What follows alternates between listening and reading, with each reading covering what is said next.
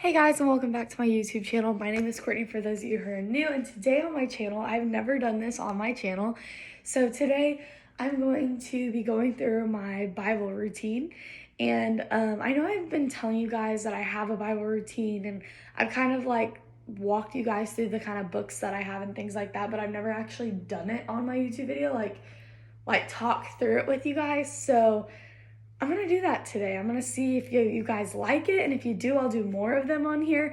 Now, I won't post them like every day, but I'll maybe do them like once, like twice a month maybe, if you guys like them. So yeah, so I've already kind of told you guys what my routine is in a separate video, but this video we're actually gonna do everything a part of my Bible routine. So I'm also currently babysitting, so I have a little baby over here, so if he cries, I kind of have to take care of that, so I might have to stop and remake the video, but we're gonna pretend like hopefully he doesn't cry, and we're gonna carry on with the video. So let's get started. So, as you guys know in the previous Bible routine video, the first thing I do is I read my Bible. Now, I have multiple Bibles. This is my study Bible, so it's a Kids Quest Bible. But the only reason why it says Kids Quest is because it has, the Bible's like easier to read, like really easy to understand. It still has specifics. Like I'll just show you. Like for example, in Psalms, it still has like everything written out. It's just, it provides questions. It's a study Bible, so it has questions in it, makes you like think deeper about like what's going on. You get to answer them, and then it just puts the wording like easier for people to understand. For me, I have a hard time understanding like the other versions of the Bible, so I got a Kids Quest Bible so that I can understand it better and things like that. So yeah, so first things first is I read 2 to 3 chapters in my Bible, which this morning I've already done that. I'm actually going through Genesis right now. I'm trying to do a thing where at the end of the year I can read the Old Testament and the New Testament, but since I've already done this, we're gonna go ahead and skip that. But if you haven't done it, you need to go and read 2 to 3 chapters in your Bible every single day. But that's the first thing I do, and I've already done that today. So moving on. So the next thing is I go to my devotionals. So I have many devotionals. I have like 6 or 7 devotionals, but the ones that I'm currently gonna do for you guys in this video today that we're gonna do together is my Jesus Calling book and my New Morning Mercies. So like I said, I have multiple, but these are just the ones that, my Jesus Calling book I try to do every day, and then my New Morning Mercies is kind of like a longer devotional. So we're gonna do my Jesus Calling book first. So this is my Jesus Calling book, and today's May 6th. So we're gonna turn to May 6th in my devotional, and we're gonna do that.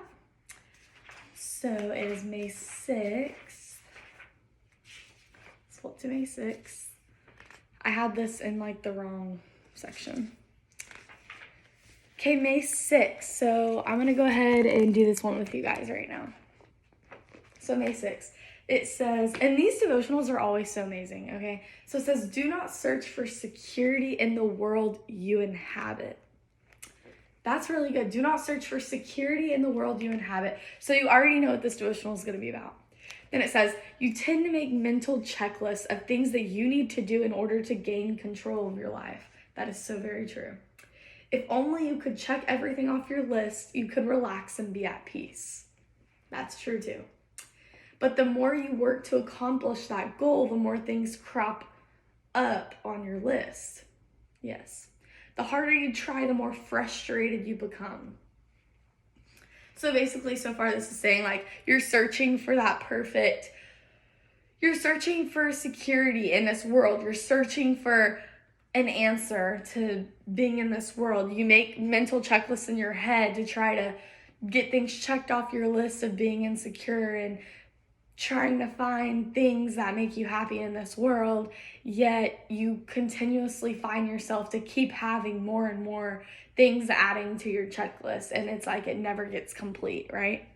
So it says there's a better way to find security in this life. Instead of synchronizing your checklist, focus your attention on my presence with you. So focus your attention on God's presence within you to help you out. This continual contact with me will keep you in my peace. Moreover, I will help you sort out what is important and what is not, what needs to be done now and what does not. So in this devotional, God is telling us that no matter what is happening in this world, he will help us. He will come into our hearts and our souls and all our minds, and he will help us know what that needs to be done in this very moment, and what can we wait for later. He's here to help us make those decisions. And then it says, fix your eyes not on what is seen, but on what is unseen. So fix your eyes on what is seen. So fix your eyes on your circumstances, but what is unseen? His presence is unseen. So focus your eyes on the unseen. Focus your eyes on his presence, not whatever you're dealing with, not your own circumstances. And then that's the end of the devotional, but there's some quotes. It says, Hebrews 3:1 says, therefore, holy brothers who share in the heavenly calling, fix your thoughts on Jesus, the apostle and the high priest, whom we confess. That's a good one. And then Isaiah 26:3 says, you will keep him in perfect peace, whose mind is stayed on you because he trusts in you. Ooh, I like that. And then the last one they have is 2 Corinthians 4:18. It says, so we fix our eyes not on what is seen, but on what is unseen. For what is seen is temporary, but what is unseen is eternal. That is such a good one. Let me say that one again. So it's 2 Corinthians 4:18. And it says, so we fix our eyes not on what is seen, but on what is unseen. For what is seen is temporary, but what is unseen is eternal. So basically it's saying that your wishes, your desires, and your circumstances are all temporary. It's something that will last for a minimal amount of time. It's not something everlasting. And then it's saying, but what is unseen is eternal. Jesus' love, Jesus' presence, everything about the world of Jesus is unseen. His presence is unseen, which means it is eternal. It lasts forever. So I thought that was cool. So that was the devotional for May 6th, which was a really great devotional today. I'm glad I got to share that with you guys. And then my other devotional that I do today is New Morning Mercies by Paul David Tripp. It's a daily gospel devotional. This is what it looks like. I'm kind of going through the motions of this. So let's flip to May 6th. I remember looking at May 6th and it was kind of a longer one, but it's okay. We've only had 7 minutes on this video, so it's fine. Oh, sorry, I'm babysitting and baby just sneezed over here. Okay, May 6th. So the quote for this devotional today is in Matthew 6:10, and it says, your kingdom come. I must remember that God didn't give me grace for my kingdom to work, but to capture me for a better kingdom. Oh my gosh, these Bible quotes today are amazing. This one, I'm going to read that again. It says, Matthew 6:10, your kingdom come. I must remember that God didn't give me grace for my kingdom to work. So this world to work, because this is my kingdom, because I'm here. It's not, he didn't make me for this to work, but to capture me for a better kingdom. So he made me to live in this worldly earth to grow in him. And then later on, he's going to capture me for a better kingdom, which is heaven, which is living life with Jesus. How amazing is that? And then the devotional is pretty long. I'll show you. It's like that page, but I'll stop and talk every once in a while. So it says, it was one of the sweetest, most precious things Jesus said to his disciples. Remember, they were all really focused on the kingdom, in quotes. Not that they were concerned about the honor of the king or the success of his kingdom. No. What obsessed them was their place in that kingdom. Sorry, I lost my spot. Their place in that kingdom. For them, the kingdom was about personal power, prominence, and position. Do you remember the incident recorded in Mark 9:30 through 37? Not really, I don't remember. It says, they went on from there and passed through Galilee, and he did not want anyone to know, for he was teaching his disciples, saying to them, the Son of Man is going to be delivered into the hands of men, and they will kill him. And when he is killed after 3 days, he will rise. But they did not understand the saying and were afraid to ask him. I remember now. And they came Capernaum, and when he was in the house, he asked them, "What were you discussing on the way?" But they kept silent, for on the way they had argued with one another about who is the greatest. And he sat down and called the 12. He said to them, "If anyone would be first, he must be last of all and servant of all." And he took a child and put him in the midst of them, and taking him in his arms, he said to them, "Whoever receives one such child in my name receives me, and whoever receives me receives not me, but him who sent me." So that's really important, because that whole passage in Mark 9:30 through 37 is basically explaining how our place in his kingdom and kind of like what we have to look forward to and things like that. So after that, it says, right after Jesus told them that he was going to be captured and killed, they didn't say, "Lord, no, you can't let this happen. What will we do without you?" They weren't filled with remorse. No, they began fighting with one another about which one of them was the greatest.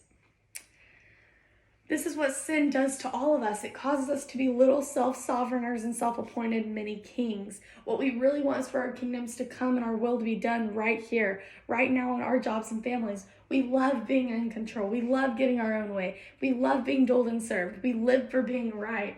We have a wonderful plan for the people in our lives. It is humbling to admit, but we are more like the disciples than unlike them. That is very true. We are more like the disciples than we are like God. And it says that right here. So it was a moment of beautiful grace when Jesus looked at them, self-oriented disciples, and said, "Fear not, little flock, for it is your Father's good pleasure to give you the kingdom." And that's Luke 12:32. He was saying, "Don't you understand? I didn't come to exercise my power to make your little kingdoms work, but to welcome you by grace to a much better kingdom than you could ever request for on your own." No matter how counteractive it is, it really is true that real life is found only when his kingdom comes and his will is done. And that is exactly what grace welcomes you to. And that's the end of the devotional. So it says, for further study and encouragement, you can read Matthew 13:44 through 50, which will kind of explain this in more detail. But that is, so the passage in Mark 9:30 through 37 is a really important passage. It talks about how, we're so set on our lives, and we want to be right. We live to be right. We live for us having what we want and just being selfish, pretty much. Like, that's what some of us live for. That's what all of us live for. It says that in the Bible, that we just live for this. So it's saying we love being in control. We love getting our own way. We love being doled and served. We love being served. That's why we are so much like the disciples. We are more like the disciples than we are unlike them. And that's kind of what it says here in this devotional.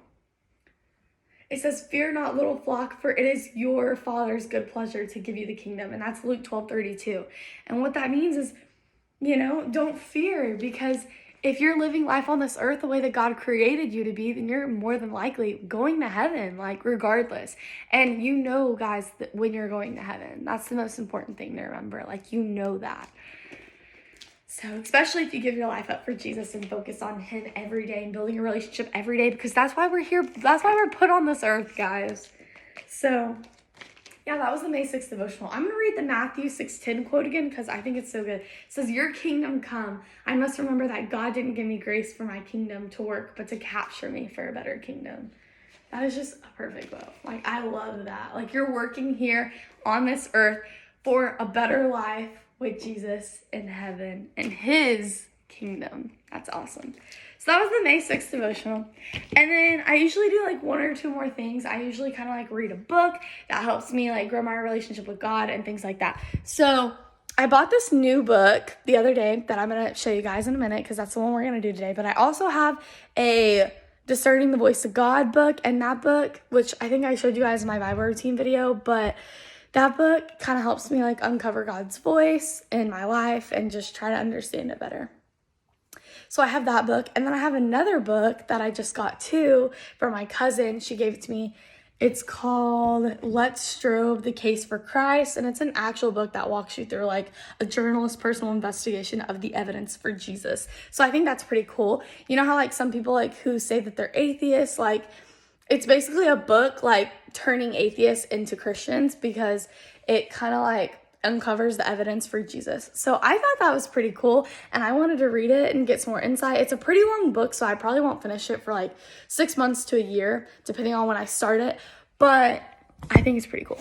So this is the book that I just got like a few days ago. It's called The 100 Most Important Bible Verses for Dealing with Anxiety and Fear. For those of you who don't know me very well, I struggle with anxiety every single day on a daily basis. I struggle like I have severe anxiety daily. Like, not daily, I wouldn't say severe anxiety, but I have anxiety daily, and I have severe anxiety at least once a week. So it's pretty major for me, and so to have this book kind of helps me, like, you know, it kind of just helps me overcome like fear and know that God's in control and that, you know, that kind of thing. So it's called When You're Dealing with Anxiety or Fear, God's Word Should Be the Final Word. 100 Essential Bible Verses About Controlling Anxiety and Overcoming Fear. It features 10 essential steps for dealing with anxiety and fear, helpful essays, quotes, and tips for managing roller coaster emotions, biblical-based strategies for finding strength and peace in a difficult world, and an easy-to-understand summary of the most common anxiety and mood disorders.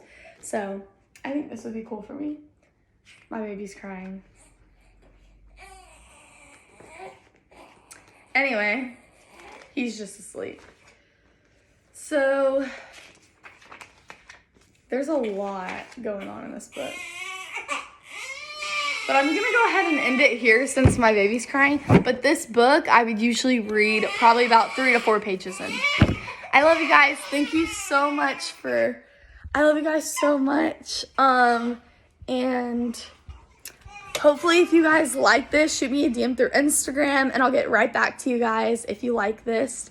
Obviously I wasn't really done. I still probably had about 3 or 4 more minutes with you guys, but it's okay. Baby's crying, so I gotta get to that.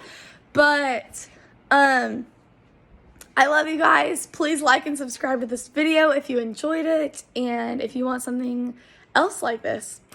Love you guys. See you in the next video. Bye.